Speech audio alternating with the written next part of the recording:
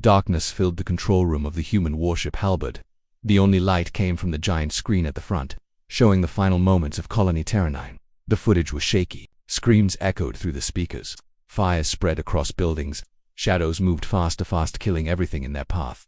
Commander Dane stood still, his eyes fixed on the screen. His jaw was tight. His hands were shaking, but he forced them behind his back.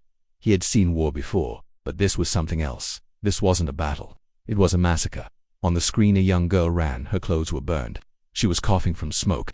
Behind her, something large moved. Tall, armored creature with glowing red eyes. It raised a blade and then the screen went black. Silence filled the room. Dane slowly turned to the others.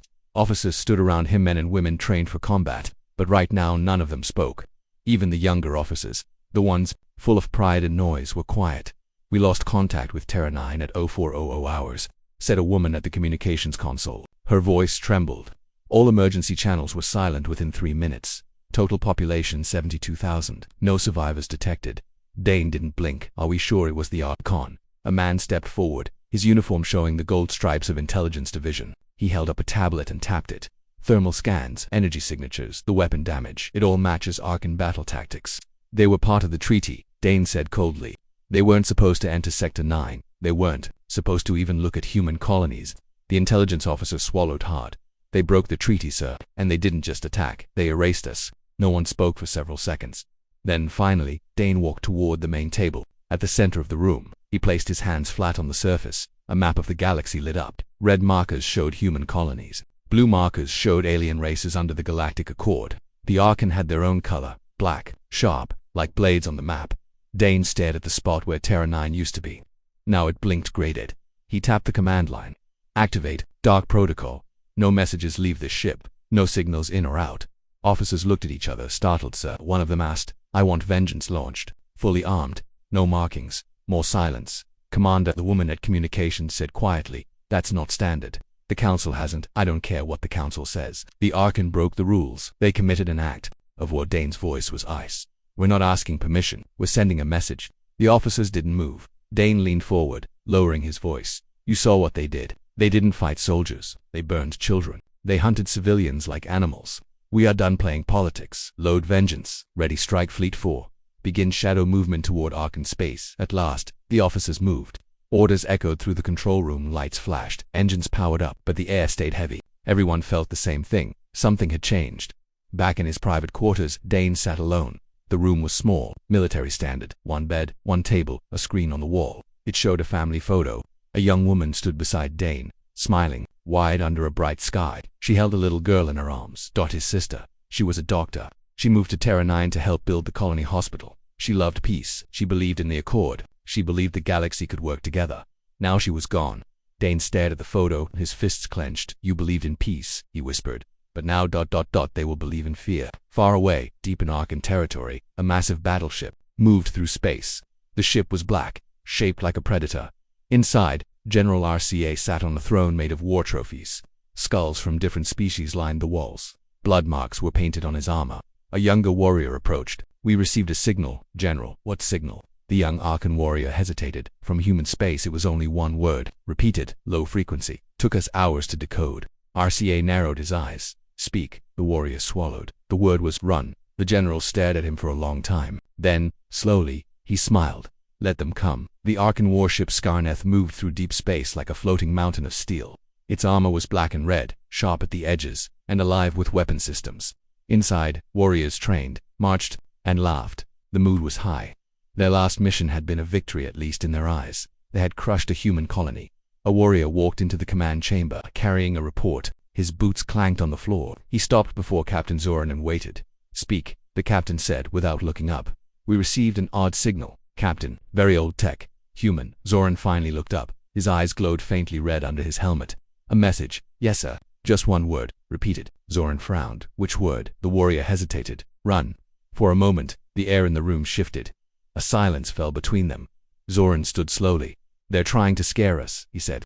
"Weak minds use fear. Let them bark like cornered dogs. They will be crushed again." The warrior nodded and left, but something stayed in the air. Something off. Zoran walked to the command screen. He opened the colony attack footage. Fires, screams, humans dying. He grinned. "They break so easily," he whispered. "So fragile." Suddenly a red light flashed. One of the bridge crew turned. "Captain, something's wrong with the engines. Power drop in reactor 2, we didn't change anything. Diagnostics." "Now," Zoran snapped out. Another officer spoke up. "We just lost long-range scanners. System restart failed." "Impossible," Zoran growled. "Check for sabotage." As they worked, the ship's lights flickered. Then a strange sound came through communications, low, static-filled, and then the same word again, "Run." Not shouted, not angry.com/cold, like someone whispering right into their ears. Zoran stared at the speaker. "Who is this?" The whisper returned. "This is not a warning, it's a promise." Outside the Skarnath, the stars shifted. At first, the crew thought it was just a shadow, but then something moved slow, silent. A new ship appeared. Black, sleek, twice as long as the Skarnath, but quiet as death. No markings, no lights, just a shape in the void. On board that ship, the human destroyer, Vengeance Commander Dane stood on the bridge with arms folded. The crew around him were not ordinary soldiers, they were the best. No medals, no names, just mission. "Target locked," the weapons officer said. "Wait," Dane said quietly. "Let them see it coming." Back on the Skarnath, alarms rang. The strange human ship didn't send a signal. It didn't reply to hails. It just hovered there, silent, still patient. Zoran growled. "Fire all weapons." Missiles launched. Plasma beams streaked through space. The Arkan warship threw everything it had. The human ship didn't move. But as the weapons closed in, they vanished. The Arkan weapons didn't explode. They simply blinked out. The Arkan crew froze. "New contact," the sensor officer shouted. "Ours. It's ours. Our own torpedoes are returning."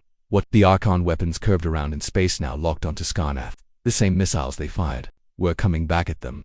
Seconds later, the ship shook with explosions. Fire raced through corridors. Warriors screamed. Zoran barely stood as the deck tilted. He coughed through the smoke, stumbling to the screen. The human ship still hadn't moved. From the human bridge, Dane watched the chaos. He leaned forward. "Send them one message," he said. The comms officer nodded. A new message echoed through every Arkan ship in range. "You knew every kind of war, but not this one." Back on the Arkan flagship, General RKA listened to the message in silence. Around him, his top warlords stood with tense faces. "What kind of war is this?" one asked. RCH's voice was flat. "One that doesn't follow our rules." He looked at the burning image of the Skarnath on the screen. "Send word to every fleet. The humans are coming." The Arkan High Council had not met in over a century. They believed no race in the galaxy was strong enough to threaten them, not since the Empire Wars, not since they crushed the Varnok, the Krell, and the Pirov, but now, for the first time in generations, the leaders of Arkan space sat in silence. A giant screen floated before them. On it was the wreckage of the warship Skarnath, twisted metal, frozen bodies, smoke trailing through space. "Destroyed," one council member whispered, "by one human ship." General RCA stood in the center. He had removed his helmet. His face was marked with deep scars, sewn from decades of battle. His eyes were hard. "They used technology we've never seen," he said. "Their ship didn't fire first. It waited. It watched. It turned our weapons back on us." "That's impossible," another growled. "No race can intercept Arkan fire and reverse it." RK looked at him. "They can now." Murmurs spread across the chamber. Some were angry, some afraid. "We've always known war," one counselor said. "We were born into it. We are war. Humans are new, soft. They haven't fought for thousands of years." "You're wrong," Arka said slowly. "They haven't fought our wars, but they have fought theirs." The screen changed. It showed old Earth wars, explosions, cities in flames, bombs falling from skies, tanks, drones, viral weapons, nuclear storms. "Humans never learned to stop fighting," Arka said. "They just turned their rage inward. Now it's turned outward again." The council was silent. "They sent one ship," RCA said. "Just one, and they broke our line." One of the elders leaned forward. "Then send 100, crush them." "They want us to," RCA said. "They're baiting us." On board the human destroyer Vengeance, Dane stood in front of a tactical display. Enemy ship movements blinked across the screen. Arkan fleets gathering, moving toward human space. But slowly, cautiously. "They're scared," his first officer said. "They should be," Dane answered. "They think we only have one ship, and do we?" Dane looked out the viewport in the distance. Another shape moved, dark, quiet, massive. A second human warship, Retribution. They'll find out soon. In the deep edges of space, near a black dwarf star, an Arkan scout vessel detected something strange. At first, it looked like a comet. Then it changed direction. Then again. "Sir, it's not a rock," the pilot said. "It's a ship, human, not. In our records they tried to send a scan, but their sensors died. Then their lights, then their engines." Suddenly the human ship was behind them. No markings, the Arkan officer said, sweat dripping down his face. No weapons, no heat signatures. A message flashed on their screen. One ship was a warning, the next is a lesson. The scout vessel tried to flee, but its systems wouldn't respond. Onboard Retribution, Captain Alamarek gave a nod. The enemy ship exploded seconds later without any visible weapon being fired. Word spread fast across Arkan space. Whispers in corridors, rumors in command ships. A second human warship had appeared, and this one didn't even need to fire. In dark corners of the Empire, the bravest warriors began to feel something they hadn't known in years. Fear in the city of Kerith, the capital world of the Arkan Empire. The skies were always dark and red, full of ash clouds and distant firestorms. The streets were lined with statues of warriors, their blades pointed toward the sky, a symbol of strength and eternal victory. But something had changed. For the first time, the Arkan citizens weren't looking up with pride. They were looking up in fear. Above the city, every holoscreen showed the same image, the wreckage of 2 Arkan warships, and the silent shadow of a third human ship now entering Arkan space at military schools. Young warriors trained with their blades, but their instructors noticed the hesitation. The fire in their eyes was fading. Whispers had spread among them. The humans had come with a war no one could fight. On a distant battlefield world, the elite unit known as the Fangs of RCA prepared for deployment. Captain Varron, a veteran of 30 campaigns, stood in silence as a list of missing Arkan fleets appeared on his data pad. Each fleet had vanished after reporting human contact. No debris, no final messages. Just gone. He looked at his second. How do they kill without firing? We don't know. So then find out. On board the human flagship Vengeance, Commander Dane sat at a round table with other commanders. They wore no ranks, no medals, just simple black uniforms and eyes that had seen too much. They're scared, said Ala Marek, captain of the Retribution. We've hit them hard. Now they're waiting. They still outnumber us 10-1, someone said. Dane didn't blink. Let them. This isn't about numbers, it's about pressure. He tapped a control. The room darkened. A projection appeared in the Arakan fleet routes, command posts, training stations. Then human warships lit up across the map, each one hidden, each one close. We don't fight the way they do, Dane said. They expect honor, glory, head-on battles, but that's not human war anymore. He leaned closer. We hit, we vanish. We let the fear grow until they're fighting shadows, until they stop trusting each other. Back in the Arkan High Council chambers, tension crackled like static. Strike from nowhere, one general shouted. They don't demand, they don't parley, they just appear in a race. The people are afraid, said another. Factories are slowing down. Recruits are dropping. Planets are questioning the Empire. They are breaking us without a real war. The oldest counselor whispered. This is not a battle. It's a ghost story. Arcus stood up slowly. His voice was deep and calm. Then we change the story. We go to their space. We bring them a war on their own ground. Another general nodded. We crush their spirit. They want fear, RCA growled. We'll show them terror. But outside the chambers, one of the young aides burliest soldier checked his hidden communicator. It buzzed with a new message, not from Arkan Command, not from any known source. It simply read, "We're already there." He looked up, pale. In the sky above the capital, a new shape appeared. Small, quiet, almost invisible unless you knew where to look. A human. DROPSHIP. Inside, cloaked in silence, a strike team waited, and one of them smiled. The dropship moved like a shadow through Arkan airspace. Its surface absorbed light. No signals leaked from its systems. The Arkan defense grid never even noticed it. Inside, the strike team sat in silence. Black armor, no names, no noise, only the low hum of the descent. Commander Dane stood at the front. He didn't wear full armor, just light gear and a sidearm. His weapon was fear, and fear was already spreading on the surface below. We touched down in 40 seconds, the pilot said calmly. Ayla Marek stood beside Dane. You sure about this? She asked. He nodded. We've hit their fleets, their supply lines. Now we show them we can hit their heart. The dropship touched the surface without a sound. They had landed near the Archon capital Kerith. The sky burned with red clouds and lightning. Giant statues of warlords towered over the city. Arkan soldiers patrolled the streets, but none of them knew. Humans were already on the ground. The team spread out, invisible in special cloaking suits. They didn't fire. They didn't speak.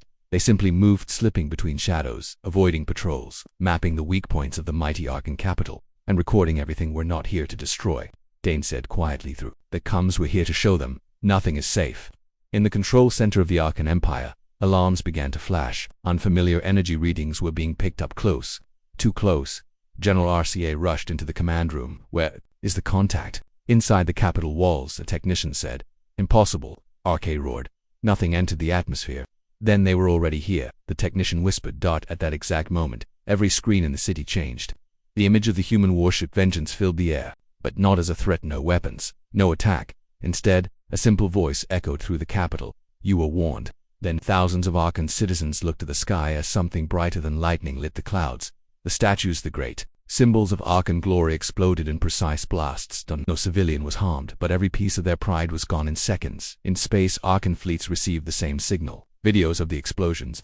Images of human soldiers inside their most secure zones. They had not even heard the footsteps. "They're ghosts," one Arkan admiral whispered. "They walk inside our walls, and we don't even see them." In a secret chamber, Arkas stared at the burning remains of the war statues. He didn't scream. He didn't curse. He just said, "Prepare everything, all troops, all fleets, no more warnings. We take the fight to Earth." But far away, Dane and his team were already leaving. The mission was done. That's the dropship lifted off. He looked back at the burning skyline. "You wanted a war," he said softly. "Now you'll see ours." The fires still burned across Kareth's skyline. Smoke filled the sky, black and choking. The remains of once proud statues now lay shattered in the streets, broken arms, crumbled faces, and pieces of stone swords half buried in the dirt. The Arkan capital, once a symbol of power and fear, looked wounded, but it wasn't over. It had just begun. Underground, in the war chambers of the Arkan High Council, alarms were still sounding. Generals shouted over each other, demanding answers, demanding action. But no one had answers. No one could explain how a human strike team had landed, moved inside the capital undetected, and vanished like ghosts without a single casualty. "They didn't come to kill," General Archer growled. "They came to humiliate." He slammed his fist onto the war table. The lights flickered. "They want us angry," one admiral said nervously. "They want us to rush." "I'm already angry," RCA said coldly. "And I'm not rushing. I'm burning them back." He turned to his aide. "Are the invasion fleets ready?" "Yes, sir. 200 warships, 16 dreadnoughts, and 500,000 soldiers, heading toward Earth. Estimated arrival 6 days." "Then alert the people," Archer said. "Tell them we are bringing the fire of gods to the humans. Their home will fall above Kareth." Ships filled the sky like a storm. Massive Arkan carriers and destroyers rose from launch bays, casting shadows over the wounded city. The people cheered, but some of their cheers were quiet. Their voices cracked with doubt. The humans had walked into their heart and left untouched. Meanwhile, on the edge of known space, Commander Dane stood aboard the Bridge of Vengeance, watching the enemy fleet movements. "They're coming," said Alamarik. "Reading the scans, they think Earth is exposed." Dane replied. She glanced at him. "It's not right," he smirked. "Not even close." He tapped the screen, pulling up a hidden file. Operation Blind Sky. At least 20 hidden human battle platforms near Earth, invisible to all known sensors. Dozens of cloaked warships, AI-guided drones buried deep inside the moon, ready to fire. "They want Earth," Dane said. "They'll find something else instead." But he wasn't finished yet. "We still have one more move," he said. "They burned our colony. They tried to erase us. Now we show them what erasure really means." In the deepest part of Arkan space, near their historical archive world, Worthka, a planet untouched for 3,000 years, an explosion lit up the night. A human stealth cruiser, Whisper 1, had dropped a payload, a code virus. It spread like fire through Arkan military archives, communications, and databases. Within 6 minutes, half of Arkan history was gone. Names, records, blueprints, star maps, all corrupted. In their attempt to destroy human memory, the Arkan had never imagined it would happen to them. Back on Kareth, Archer watched as the screens went blank. "What is this? Why is the database offline?" No one answered. He turned. "What is this?" A young tech finally answered. "It's gone, sir. They didn't just destroy the data, they rewrote parts of it. Now it says we started as slaves. Now it says they conquered us." It wasn't true, but the people would believe it, because now even the truth was a weapon. Outside, riots began. Not large, but enough. Some Arkans shouted for war. Others shouted for surrender. Fistfights broke out in the streets. Panic, like a virus, began to spread. "They're not just fighting us with weapons," one general whispered. "They're fighting us with doubt." And then the final blow came. At exactly midnight, every major city on Arkan-controlled worlds lit up with the same message projected into the skies. A single human face. Dane.com. Unblinking. "You ruled with fear," he said. "Now fear rules you." He paused. "This is not a war you can win. This is not a war you understand." The projection faded, but across Arkan space, it left something behind. Silence, a silence full of cracks. The Arkan invasion fleet moved like a wave through space. 200 warships, their engines burning like stars. Inside each ship were warriors bred for conquest, trained since birth. They had fought dozens of alien races and crushed them all, but this time something was different. Their maps no longer worked. Their star charts showed errors. Planet names were wrong. Their coordinates shifted. Ships went off course and vanished. And when they arrived near Earth's outer defense perimeter, they saw nothing. No enemy. No defense line. Only the cold silence of space. "Scans clear," the lead navigator reported. "I don't see any human ships." General OCA, seated aboard the Arkan dreadnought Ash Gauntlet, narrowed his eyes. "Then we've beaten them here." He didn't believe his own words. "Advance." The fleet pushed closer. Still nothing. Then one of the destroyer's crowls vanished from their screens. No explosion, no signal, just gone. Where did it go? RCA demanded. We're searching. Wait, sir, something's coming. All across the sensor displays, ships began to appear. Not one, not 10, but hundreds. Human warships. Some were visible, many weren't. Their cloaks dropped slowly, like shadows stepping out of the dark. Vengeance, retribution. Whisper 1.